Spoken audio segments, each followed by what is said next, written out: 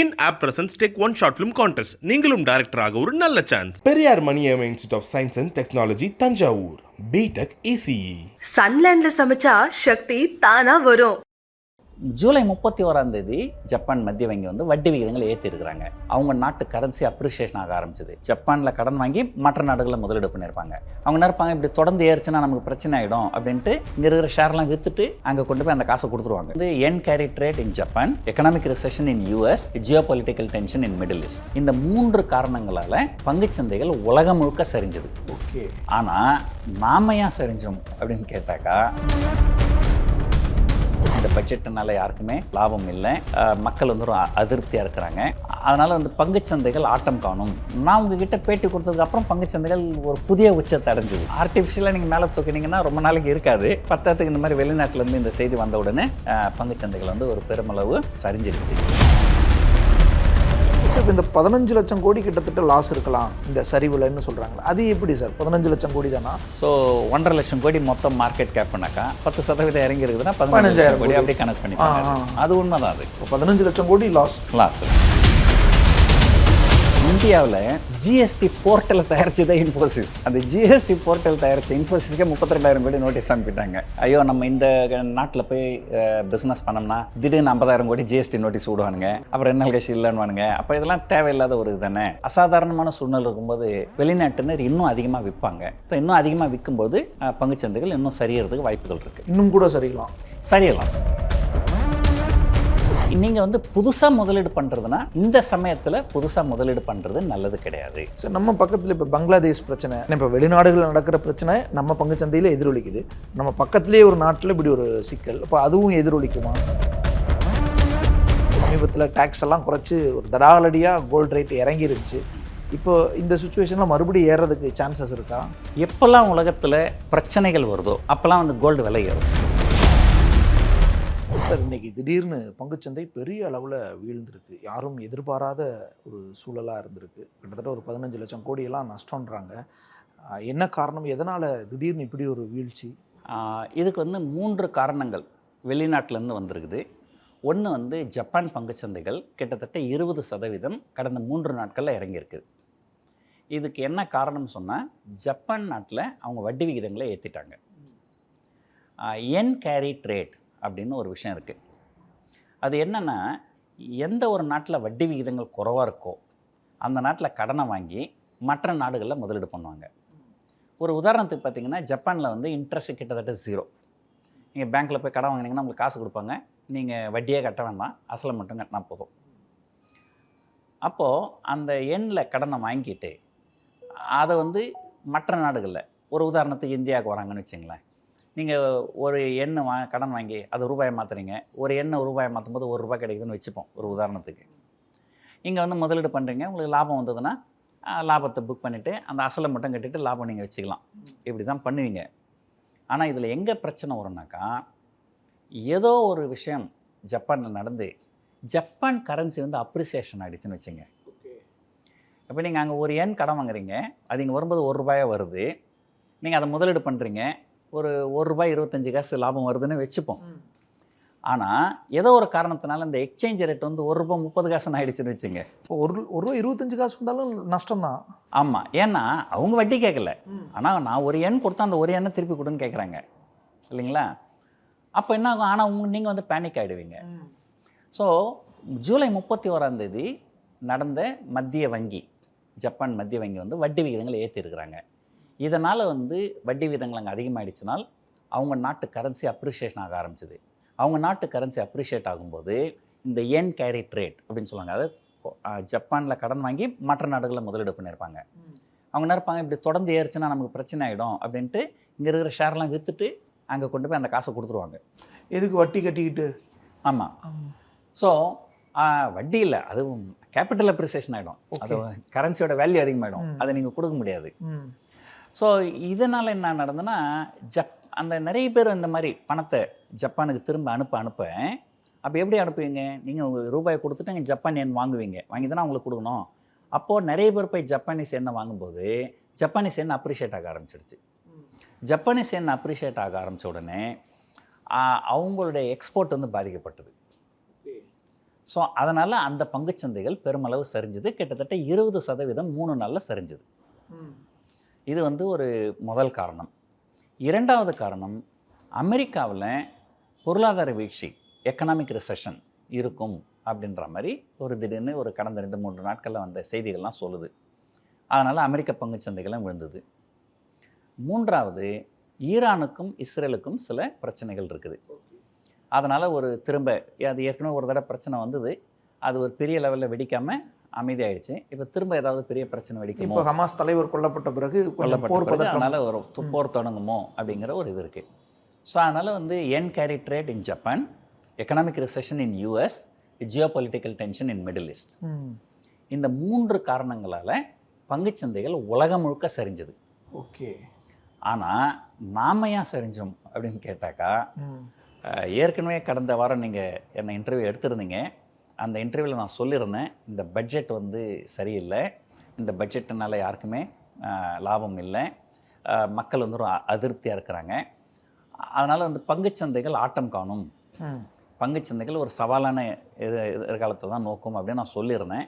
ஆனால் இருந்தாலும் நான் உங்ககிட்ட பேட்டி கொடுத்ததுக்கப்புறம் பங்குச்சந்தைகள் ஒரு புதிய உச்சத்தை அடைஞ்சிது. அது எதனாலன்னா, எப்பவுமே வந்து ஒரு அரசாங்கம் யாராக இருந்தாலுமே, நம்ம பிஜேபி குறை சொல்ல, யாராக இருந்தாலும் அப்படி தான் பண்ணுவாங்க. அவங்க வந்து ஒரு பட்ஜெட் போடும்போது அந்த பட்ஜெட் மேலே மக்களுக்கு திருப்தி இல்லை அப்படின்னும் போது பங்குச்சந்தைகள் சரிஞ்சுதுன்னா அதை எதிர்க்கட்சிகள் ஒரு வாய்ப்பாக பயன்படுத்தி, பாருங்கள் நீங்கள் நல்ல பட்ஜெட் போடலை, அதனால தான் பங்குச்சந்தை இறங்குச்சு அப்படின்னு சொல்லுவாங்க. இதனால் என்ன பண்ணுவாங்க, ஏதோ கொஞ்ச நாளைக்கு வந்து பங்குச்சந்தை சரியாமல் பார்த்துக்குங்க அப்படின்னு சொல்லிட்டு அவங்க கட்டுப்பாடு இருக்கிற சிலர், அதாவது எல்ஐசி அவங்களாம் கொஞ்சம் பங்குச்சந்தை இறங்காமல் பார்த்துங்க, இறங்குச்சுன்னா நீங்கள் வாங்குங்க, ஓகே ஷேர்ஸ் வாங்கினா கொஞ்சம் அப்படி ஆவரேஜ் அப்படின்னு சொல்லிட்டு ஒரு மெயின்டைன் பண்ணுவாங்க. அது என்ன ஆகுது, அது ஒரு ஆர்டிஃபிஷியலாக மேலே வச்சுருக்கிறது அது. ஓகே. ஸோ அப்போ என்ன ஆகும், ஆர்டிஃபிஷியலாக நீங்கள் மேலே தூக்கினீங்கன்னா ரொம்ப நாளைக்கு இருக்காது. பத்தாத்துக்கு இந்த மாதிரி வெளிநாட்டிலேருந்து இந்த செய்தி வந்த உடனே பங்குச்சந்தைகள் வந்து ஒரு பெருமளவு சரிஞ்சிருச்சு. நான் ஏற்கனவே உங்களுக்கு சொல்லியிருக்கிறேன் போன பேட்டியில் கூட, கடந்த 7-8 மாதத்தில் வந்து வெளிநாட்டினர் பங்குச்சந்தைகள் மேலே போயின்னு இருக்கு, ஆனால் வெளிநாட்டினர் விற்றுக்கினே இருக்கிறாங்க. ஸோ வெளிநாட்டினருக்கு நம்ம நாட்டு மேலே இருக்கிற நம்பிக்கை குறையுது. ஓகே. அதுவும் இல்லாமல் பார்த்தீங்கன்னா, இப்போ ஒரு 2 நாளைக்கு முன்னாடி ஒரு நியூஸ் வந்தது, இன்ஃபோசிஸ்க்கு 32,000 கோடி ஜிஎஸ்டி நோட்டீஸு. ஒரு ஒரு ஒரு சின்ன கதை சொல்லுவாங்க, அது பேர் மறந்து போச்சு. யாரோ ஒருத்தர் வந்து சிவன் கிட்ட வந்து வேண்டினாராம், எனக்கு ஒரு வரம் வேணும்ன்ட்டு. சிவன் வந்து கேட்டாராம், உங்களுக்கு என்ன வரம் வேணும் கேளுங்க, நான் யார் தலை மேலே கை வச்சாலும் அவன் உயிர் போயிடணும் அப்படின்னாராம். சரி, சிவன் அந்த வரனை கொடுத்துட்டாராம். கொடுத்த உடனே அதை டெஸ்ட் பண்ணுறதுக்காக அவர் சொன்னாராம், வாங்க நாங்கள் உங்கள் தலை மேலே கையை வைக்கிறோம் அப்படின்னாராம். டேய், வரம் கொடுத்தவனுக்கே இந்த நிலைமையாடா அப்படின்னு சொல்லாங்க. அந்த மாதிரி இந்தியாவில் ஜிஎஸ்டி போர்ட்டலை தயாரிச்சதே இன்ஃபோசிஸ். ஓகே. அந்த ஜிஎஸ்டி போர்ட்டல் தயாரித்த இன்ஃபோசிஸ்க்கே 32,000 கோடி நோட்டீஸ் அனுப்பிட்டாங்க. அதுக்கப்புறம் பார்த்தீங்கன்னா ஒரு 2 நாள் கழிச்சு இல்லை அது நாங்கள் வாபஸ் வாங்கிக்கிறோம். அப்போது ஒரு நம்பகத்தன்மை இல்லைங்களா, ஒரு அரசாங்கத்து மேலே, ஐயோ நம்ம இந்த நாட்டில் போய் பிஸ்னஸ் பண்ணோம்னா திடீர்னு 50,000 கோடி ஜிஎஸ்டி நோட்டீஸ் விடுவானுங்க, அப்புறம் 2 நாள் கழிச்சு இல்லைன்னுவானுங்க. அப்போ இதெல்லாம் தேவையில்லாத ஒரு இது தானே. இது வந்து நம்ம நாட்டை வந்து பார்த்திங்கன்னா வெளிநாட்டில் வந்து ஒரு டேக்ஸ் டெரரிசம் கண்ட்ரி அப்படின்னு தான் பார்க்குறாங்க. அதுக்கு உண்டான நிறைய உதாரணங்கள் இருக்குது. அதனால் வந்து வெளிநாட்டினர் வந்து நம்ம நாட்டை வந்து ஒரு ஃபேவரபுளாக பார்க்கலை அப்படின்றது தான் உண்மை. ஸோ இந்த மாதிரி ஒரு அசாதாரணமான சூழ்நிலை இருக்கும்போது வெளிநாட்டினர் இன்னும் அதிகமாக விற்பாங்க. ஸோ இன்னும் அதிகமாக விற்கும்போது பங்குச்சந்தைகள் இன்னும் சரியறதுக்கு வாய்ப்புகள் இருக்குது. இன்னும் கூட சரியலாம். நாளைக்கு என்ன நடக்கும் நம்மளால் சொல்ல முடியாது. இன்னும் சரியறதற்கு, அதாவது இங்கேருந்து பங்குச்சந்தைகள் மேலே போகிறதுக்கு இருக்கிற வாய்ப்பை விட கீழே போகிறதுக்கு உண்டான வாய்ப்புகள் அதிகம். சார், அப்போ இந்த சுச்சுவேஷனில் இப்போ எப்படி முதலீடுகளை நம்ம செய்யணும்? ஏன்னா இப்போ இது வாய்ப்பு இருக்கும்னா, இப்போ சாதாரண ஆட்களும் மிடில் கிளாஸ் மக்களும் சின்ன அளவுக்கு முதலீடு செஞ்சவங்களும் இப்போ இதை என்ன மாதிரி அணுகணும்? இல்லை, இப்போ கேட்டிங்கனால் இப்போ இருக்கிற சூழ்நிலையில் நீங்கள் ஏற்கனவே முதலீடு பண்ணி நீங்கள் லாபத்தில் இருந்தால் மொத்தம் இல்லைனாலும் ஏதோ ஓரளவாவது நீங்கள் ப்ராஃபிட் புக்கிங் பண்ணுறது நல்லது அப்படின்றது தான் என்னுடைய கருத்து. நான் பொதுவாக எப்பவுமே சொல்லுவேன், நீங்கள் ஒரு 100 ரூபாய்க்கு ஒரு ஷேர் வாங்குறீங்க, அது ஒரு 200 ரூபாய் ஆயிடுச்சுன்னு வச்சுங்களேன், ஒரு பாதி ஷேரை விற்றுட்டிங்கன்னு வச்சுங்களேன், நீங்கள் போட்ட காசை எடுத்துறீங்க. அதுக்கப்புறம் மீதி இருக்கிற ஷேர் அது எங்கே போனாலும் அதை பற்றி கவலை இல்லை, மேலே போனாலும் லாபம் தான், கீழே போனாலும் ஒன்றும் பெருசாக நஷ்டம் இல்லை. அது வந்து பார்ஷியல் ப்ராஃபிட் புக்கிங் சொல்லுவாங்க. அதுதான் இப்போத்தி நல்ல நேரம். நீங்கள் வந்து புதுசாக முதலீடு பண்ணுறதுனா இந்த சமயத்தில் புதுசாக முதலீடு பண்ணுறது நல்லது கிடையாது இல்லைங்களா. அப்படியே நீங்கள் கம்பல்ஷனாக பண்ணி தான் சார் ஆகணும், ஏதாவது சொல்லுங்கள் அப்படின்னு சொன்னாக்கா, பொதுவாக பங்குச்சந்தைகள் எப்படி இருக்கும் அப்படின்னு சொல்லிடுறேன் பாருங்க. ஒரு காலை சந்தை, கரடி சந்தைன்னு சொல்லுவாங்க. புல் மார்க்கெட், பேர் மார்க்கெட்டுன்ட்டு. இந்த புல் மார்க்கெட்டில் வந்து சைக்ளிக்கல்ஸ்னு சொல்லுவாங்க. அந்த மாதிரியான பங்குகள்லாம் வந்து நல்லா மேலே போகும் இல்லைங்களா. இன்னொன்று வந்து பங்குச்சந்தைகள் மோசமாக இருக்கும்போது, பியர் மார்க்கெட்டில் இருக்கும்போது டிஃபென்சிவ்ஸ்னு சொல்லுவாங்க இல்லைங்களா. இப்போது ஒரு உதாரணத்துக்கு சொல்கிறேன். நீங்கள் வந்து ஒரு நல்ல சம்பளம் வாங்குறீங்க, நல்ல சந்தோஷமாக இருக்குது, நிறைய போனஸ் கொடுக்குறாங்க, உங்கள் கம்பெனி நல்லா போகுது, நிறைய போனஸ் கொடுக்குறாங்கன்னா என்ன பண்ணுவீங்க, ஒரு சினிமாவுக்கு போவீங்க, ட்ராமாவுக்கு போவீங்க. அப்போ சினிமா பங்குகள்லாம் ஏறும் இல்லைங்களா. இப்போது ஒரு அசாதாரணமான சூழ்நிலை இருக்குது, உங்கள் கம்பெனியோட வருமானம் சரியில்லை, உங்களுக்கு சம்பளத்தை குறைக்கிறாங்க, ஆனால் சினிமாவுக்கு போகிறத கட் பண்ணுவீங்க, ஆனால் சாப்பிட்றத கட் பண்ணுவீங்களா? முடியாது. அப்போது அந்த எஃப்எம்சிஜின்னு சொல்லுவாங்க, ஃபாஸ்ட் மூவிங் கன்சூமர் கூட்ஸ். அது வந்து உணவு சம்மந்தப்பட்டது. ஸோ அதெல்லாம் வந்து ஸ்டேபிளாக இருக்கும். ஏன்னா நீங்கள் வந்து சினிமா போகிறத நிறுத்துவீங்க, ஆனால் சாப்பிட்றத நீங்கள் நிறுத்த முடியாது. ஒரு சாதாரண சூழலில் பொறுத்து. ஆமாம், நீங்கள் நூடுல்ஸ் வாங்கி தான் சாப்பிட்டு தான் ஆகணும். ஆனால் மேகி நூடுல்ஸ் வாங்கி சாப்பிட்டீங்கன்னா நெஸ்லே ஷேர் நல்லா தான் இருக்கும். கரெக்டுங்களா. ஸோ அந்த மாதிரி சைக்ளிக்கல்ஸ், டிஃபென்சிவ்ஸ்னு சொல்லுவாங்க. இந்த டிஃபென்சிவ்ஸில் பார்த்தீங்கன்னா மருந்து துறை, ஐடி துறை, அப்புறம் வந்து இந்த எஃப்எம்சிஜி, இது மூணும் வந்து டிஃபென்சிவ்ஸ்னு சொல்லுவாங்க. ஒரு உதாரணத்துக்கு பார்த்தீங்கன்னா இன்றைக்கி இவ்வளவு தூரம் சரிஞ்ச பங்கு சந்தையிலையும் இந்துஸ்தான் யூனிலீவர் அப்படிங்கிற கம்பெனி நிறுவனம் வந்து ப்ளஸில் தான் க்ளோஸ் ஆகிருக்கு. ஓகே. அது ஏன்னா அது வந்து ஒரு எஃப்எம்சிஜி. ஓகே.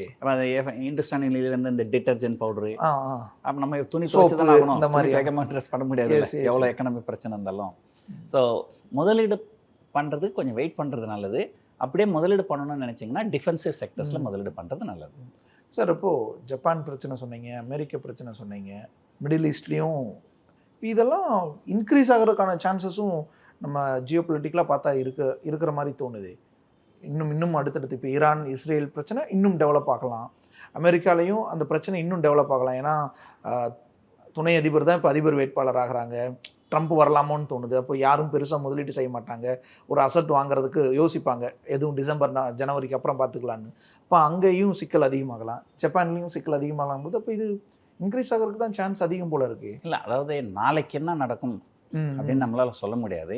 அமெரிக்காவில் வந்து எக்கனாமிக் ரிசெஷன் வருதுன்றாங்க, அதனால் அவங்க வந்து ஒரு வட்டி விகிதங்களை சீக்கிரமே குறைக்கிறதுக்கு வாய்ப்பு இருக்குது. அப்படி குறைச்சாங்கன்னா அந்த எக்கனாமிக் ரிசெஷன் வராமல் தடுக்கிறதுக்கு உண்டான நடவடிக்கைகளில் அது ஒன்றா இருக்கும்.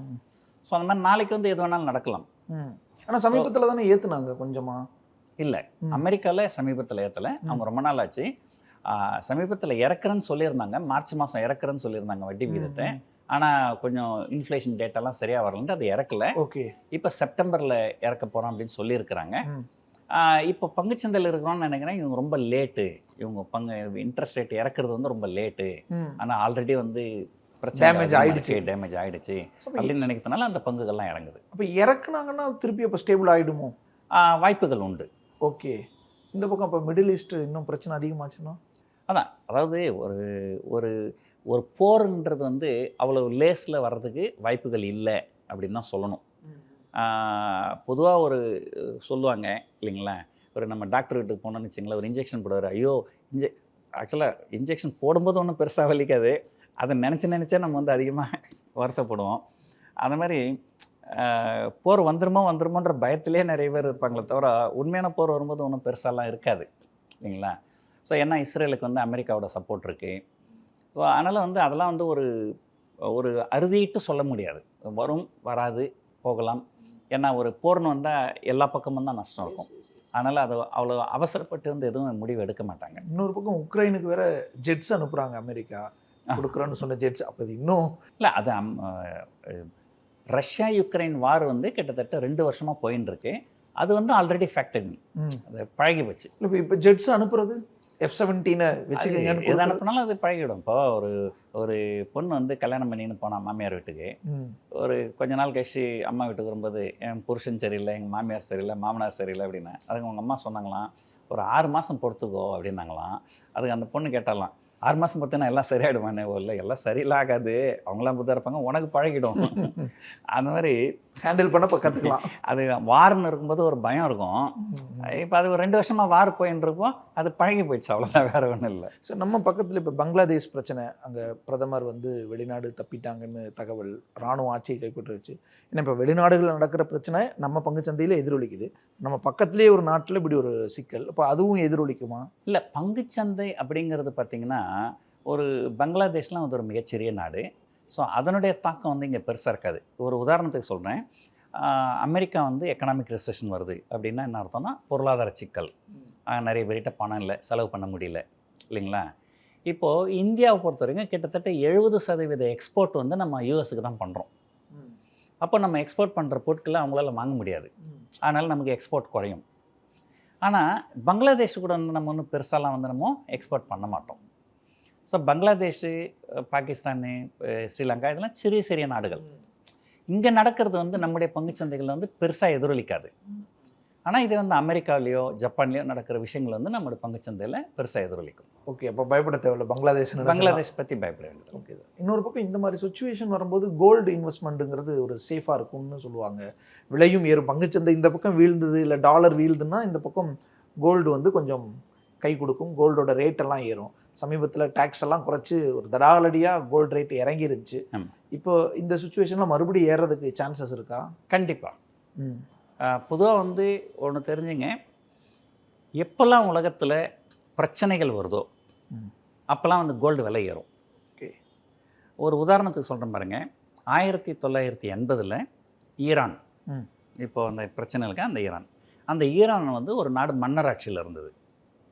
அப்போ வந்து அங்கே அயதுல்லா கொமைனி அப்படின்னு ஒருத்தர் இருந்தார். அவர் வந்து ஒரு புரட்சி பண்ணார். அவர் ஒரு புரட்சி பண்ணார். அந்த புரட்சி வந்து மிகப்பெரிய லெவலில் சக்ஸஸ் ஆகி அந்த நாட்டில் இருக்கிற ஆயில் ரிஃபைனரி எல்லாருமே புரட்சியாளர்கள் கண்ட்ரோலில் வந்துடுச்சு.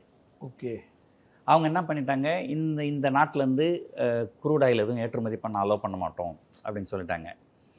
அப்போ வந்து பார்த்திங்கன்னா அந்த காலகட்டத்தில் கோல்டு வந்து கிட்டத்தட்ட 4 மடங்கு 5 மடங்கு ஏறிச்சு. ஓகே, இது வந்து 1980ன்றதுனால உங்களுக்கு தெரிஞ்சிருக்கிறது வாய்ப்பு இல்லை. ஆனால் இதே வந்து 2008 இந்த லீமன் பிரதர் கொலாப்ஸ்னு ஒன்று வந்தது, அது உங்களுக்கு தெரிஞ்சிருக்கும். அப்போ உலகம் முழுக்க அதனுடைய பாதிப்பு இருந்தது, உலகம் முழுக்க பங்குச்சந்தைகள் வந்து இறங்குச்சு. அந்த காலகட்டத்தில் பார்த்திங்கன்னா கோல்டு விலை கிட்டத்தட்ட 4 மடங்கு 5 மடங்கு ஏறிச்சு. ஓகே, 2008லேருந்து 2013 வரைக்கும் பார்த்திங்கன்னா நம்ம ஊர்லேயே கோல்டு வந்து கிட்டத்தட்ட 4 மடங்கு ஏறிச்சு.